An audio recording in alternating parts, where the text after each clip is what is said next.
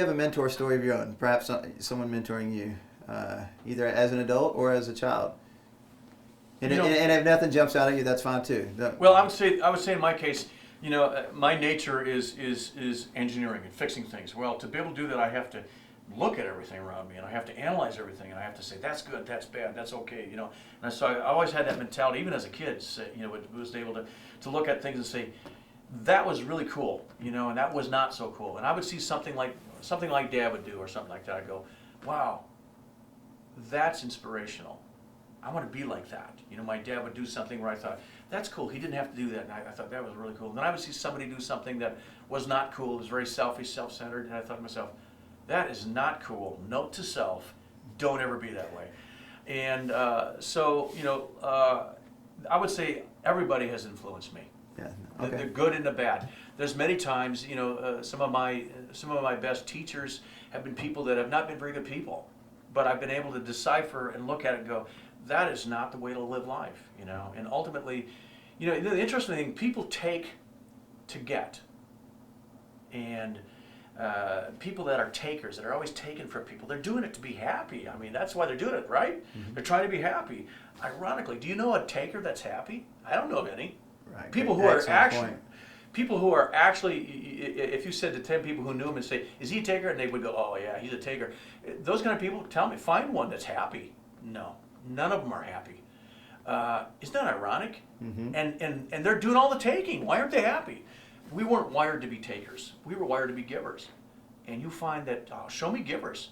That where 10 people say, that guy's a giver, I'll show you a happy person. He may not even be living very good in the sense of he maybe have a junk heap of a car and that, but he's always working on everybody else's cars for free, and he's under that car, and the snow's dripping down on his, is melting and dripping down on his neck, but he's got his wrenches under there, he's fixing somebody's car or whatever.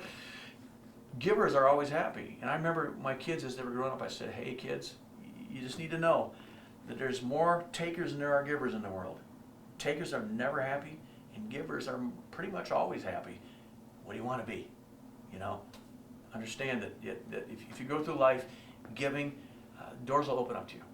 And I just believe that. So many people have inspired me. I'll give you an example. Billy Graham, huge inspiration to me. He's a man that has been focused to do the right things in life, I believe. And he's had plenty of opportunity to be selfish about it. And I think he's lived one of the most humble lives of somebody who had as much power as he has and has not corrupted him. And his son, Franklin Graham, I really respect him. He's a good friend of mine, and I really respect him because they're passionate about what they do, and they could usurp their power, and they could,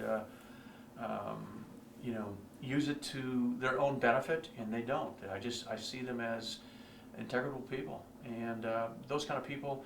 Ever since I was a kid, I thought I want to be like Billy Graham. I want to be like Billy Graham. I want to be like my father, and a lot of the things that my father did that I thought was. My dad pulled a guy out of a burning car one time when everybody else was standing around at a safe distance watching. My dad pulls up and nobody's helping. He's just watching the flames coming towards the guy who's knocked out cold. He hit a telephone pole. So my dad, being who he is, he ran down there, threw the door open, and tried to, dead weight's hard to, the guy wasn't dead, but he was unconscious, unconscious. He had grabbed a hold of the guy and was dragging him, and it was like 250 pounds, dragging him out of this car. Nobody would help because they were afraid they might get burned. But my dad was down there, and he was dragging him out. Now, I heard about it. I wasn't there, but that was my dad. He didn't care if I was going to risk his life. Somebody's about to burn up, and somebody's got to do something. And those are the things that, obviously I'm very passionate about. I'm Scotch-Irish and Swedish Norwegian, so I got a little stubbornness in me, and I got a little fight in me, You got a magical combination. Yeah, but the reality is this, fight for what's right in life, and look for the things that need to be changed, and go after it, and I believe that.